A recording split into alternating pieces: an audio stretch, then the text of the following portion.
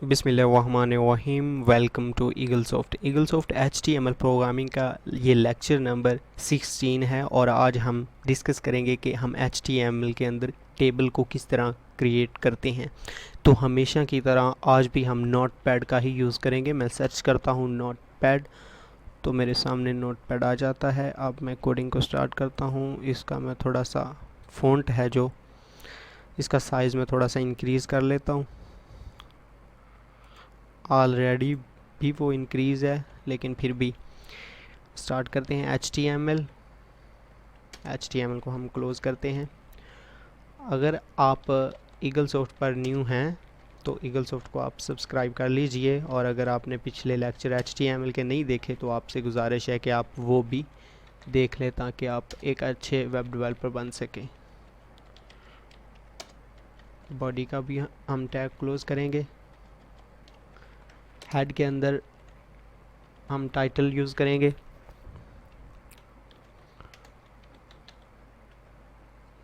Title का tag हम close भी करेंगे।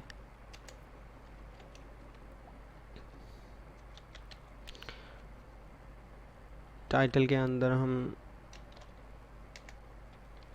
वेलकम टू ईगलसॉफ्ट ऐड करते हैं। बॉडी के अंदर हम जस्ट कुछ भी नहीं ऐड करते, इसको Ctrl+S से सेव करते हैं। इसका नेम हम table.html,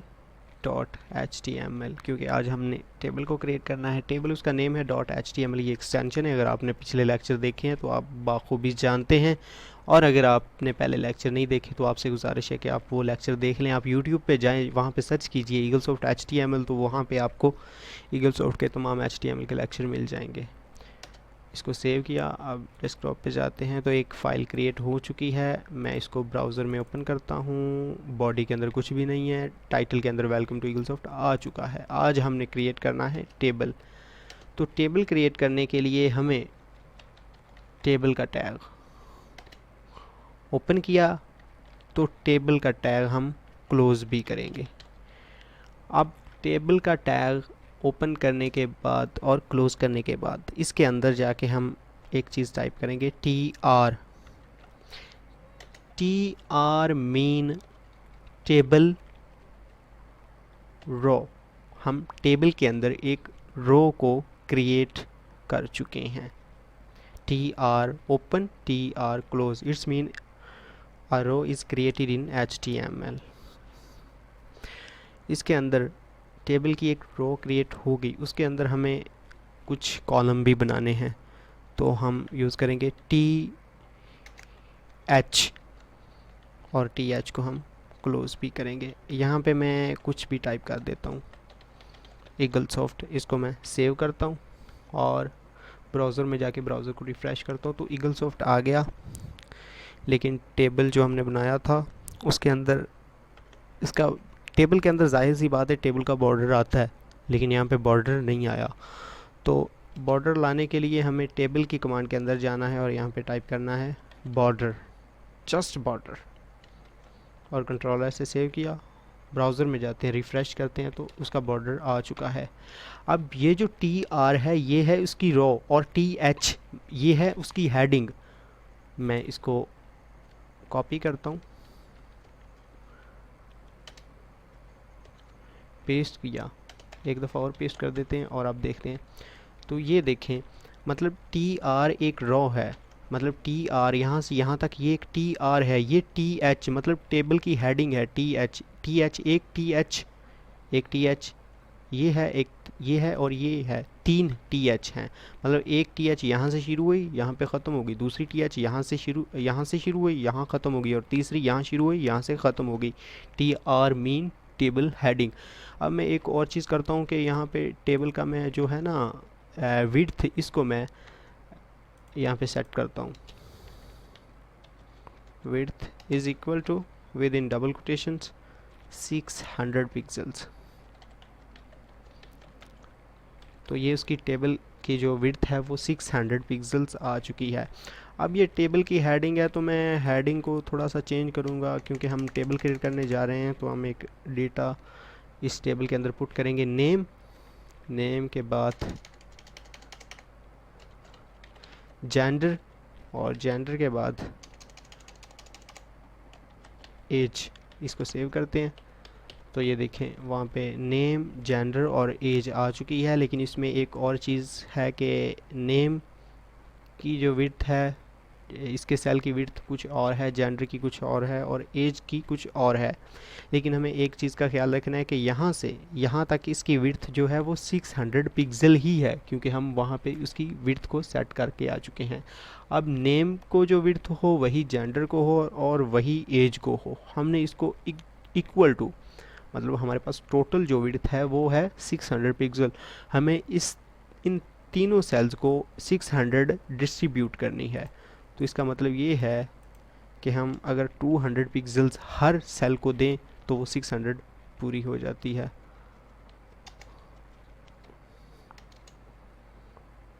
तो मैं यहाँ पे इसको 200 पिक्सल सेट करता हूँ इसकी विड्थ, और इसको कॉपी करता हूँ और सभी में जाके पेस्ट कर देता हूँ, एज के अंदर भी जाके पेस्ट कर देता हूँ।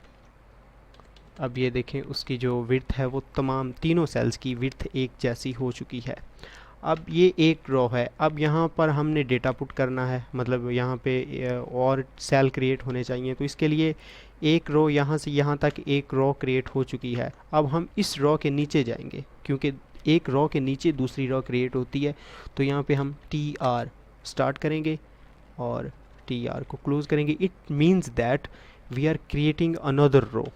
हम एक रो के नीचे दूसरी रो को क्रिएट करने जा रहे हैं। तो इसके अंदर हमने पहले यूज़ किया था TH, मतलब टेबल हेडिंग। अब हमें टेबल हेडिंग हो चुकी है, अब हम TD यूज़ करेंगे। TD mean table data. अब हमें हेडिंग नहीं देनी, हमें उसके अंदर डेटा देना है।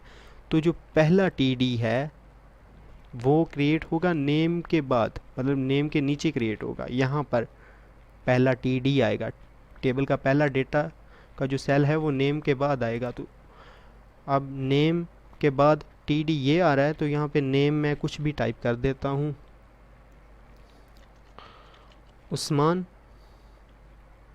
कंट्रोल S से सेव किया तो ये उस्मान आ गया। अब मैं इसी TD को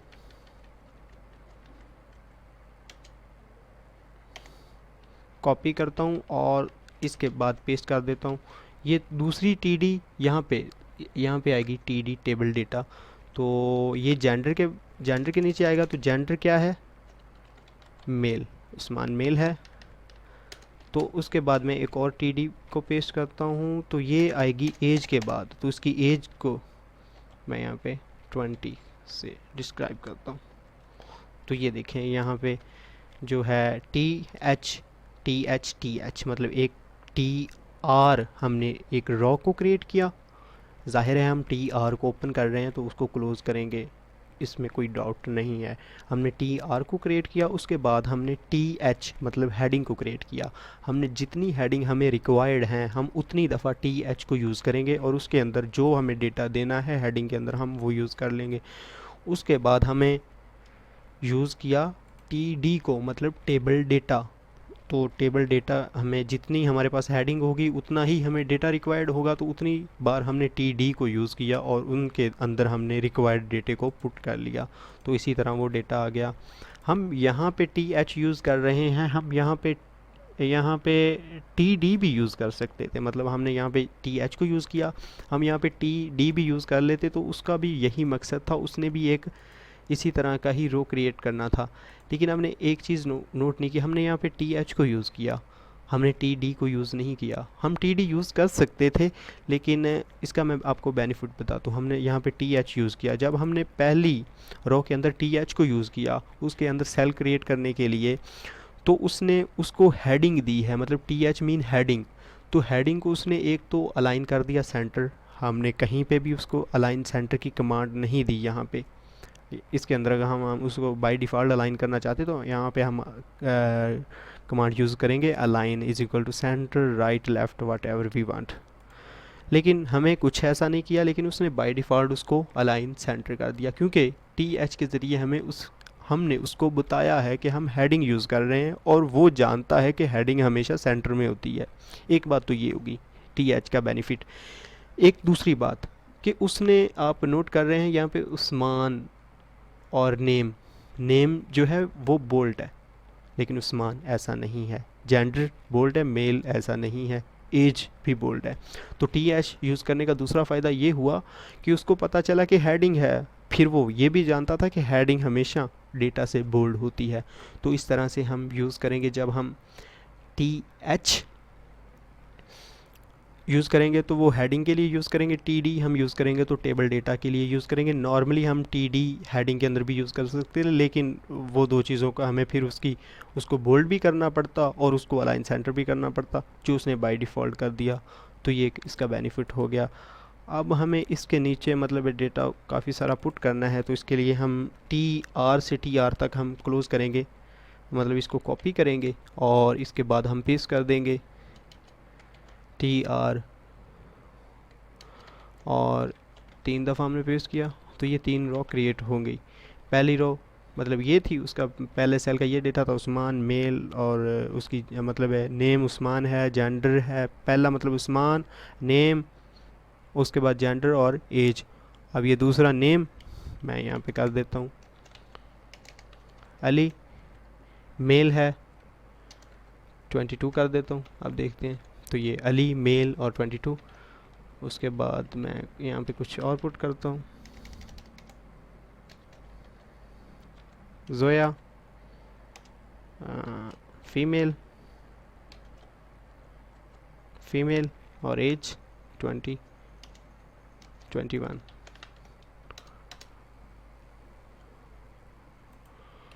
कंट्रोल ऐसे सेव किया, ब्राउज़र में जाते हैं, रिफ़्रेश करते हैं, तो ये आ गया जोया फीमेल और 21 इसकी एज है। इसी तरह हम इसके अंदर डेटा को हम पुट करते जाएंगे, रो को हम क्रिएट करते जाएंगे और डेटा को इस तरह से हम पुट करते जाएंगे।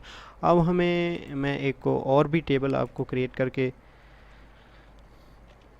दिखा देता हूँ, क्योंकि ये काफ़ी इम्पोर्टेंट है HTML के अंदर, क्योंकि अक्सर ऐसा हो ही नहीं सकता कि आप वेबसाइट क्रिएट करें और आपको टेबल क्रिएट ना करना पड़े। तो टेबल मस्ट है HTML के अंदर। तो यहाँ पे मैं यूज़ करूँगा, अब मैंने आपको बताया था कि हम TH की जगह TD भी यूज़ कर सकते हैं, मैं वो भी आपको कॉन्सेप्ट देता हूँ।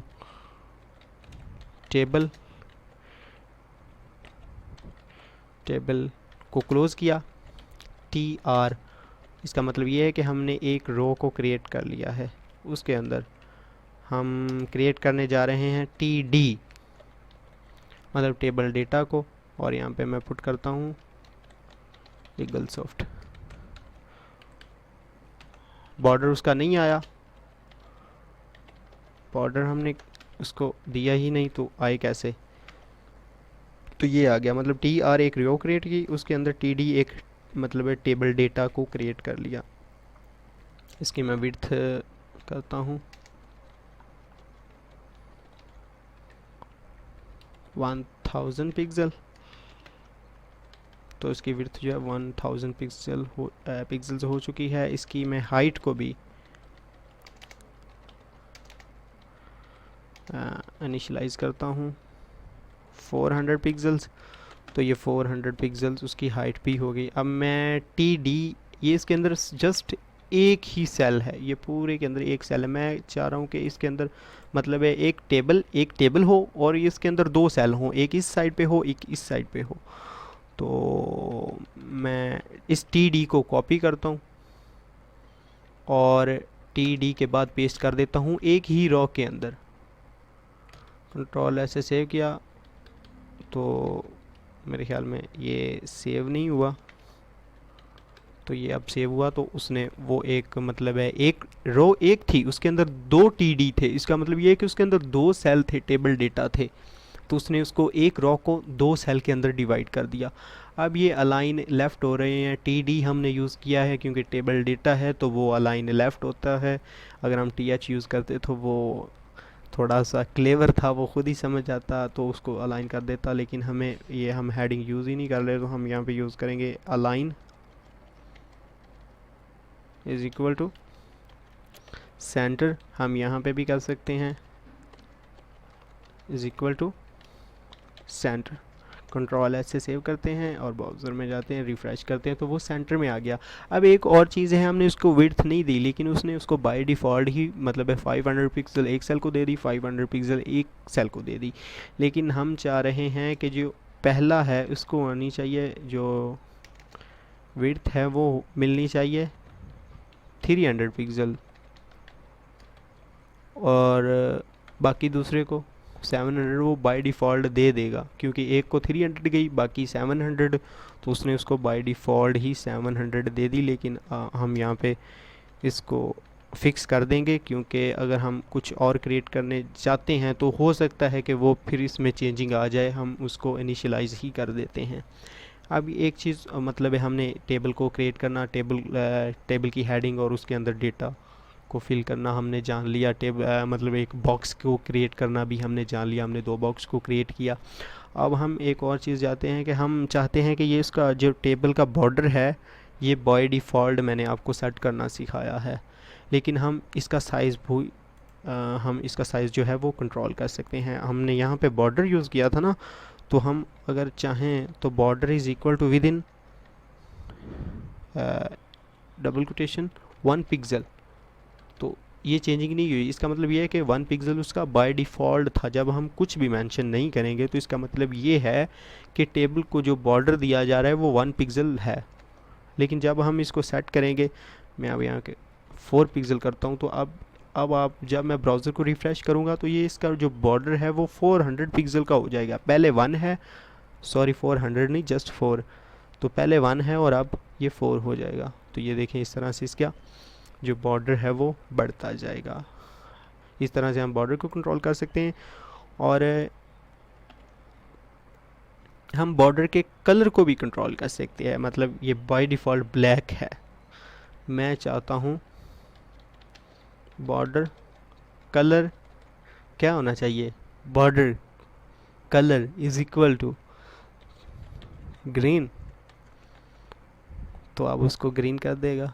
इस तरह से हम border colour is equal to जो भी हम उसके अंदर कलर को मेंशन करेंगे, तो अब मैं येलो किया है तो अब ये येलो हो जाएगा। इस तरह से हम जो है बॉर्डर का कलर भी कंट्रोल कर सकते हैं। ये तो कलर था, हम यहाँ पे बॉर्डर का बैकग्राउंड भी कंट्रोल कर सकते हैं। आइए देखते हैं वो कैसे। BGCOLOR colour with in double quotations green. देखें उसने जो उसका बैकग्राउंड कलर था उसको भी फिल कर दिया BG कलर के ज़रिए। BG colour is equal to within double quotation, जो आप कलर का नेम देंगे उसके ज़रिए उसको वो फिल कर देगा। तो ये था HTML के अंदर टेबल का फंडा। उम्मीद करता हूँ आपको अच्छी तरह समझ आया होगा। आपसे बस यही गुजारिश है कि आप इसकी प्रैक्टिस कीजिएगा। और अगर आप ईगलसॉफ्ट पर नए थे तो ईगलसॉफ्ट को सब्सक्राइब कीजिए। अगर आपने ईगलसॉफ्ट पर HTML की पहली वीडियोज़ नहीं देखी तो बराहे करम आप YouTube पे जाएं, ईगलसॉफ्ट HTML सर्च कीजिए, आपको वीडियो मिल जाएंगी। अगर आप फेसबुक पर जाएं तो वहाँ पे eaglesoft.pk सर्च कीजिए, वहाँ पर भी आपको HTML की लेक्चर्स भी और टेक्नोलॉजी से रिलेटेड हर तरह के लेक्चर्स आपको ईगलसॉफ्ट पर दस्तयाब होंगे। इजाज़त दीजिए, अल्लाह हाफिज़।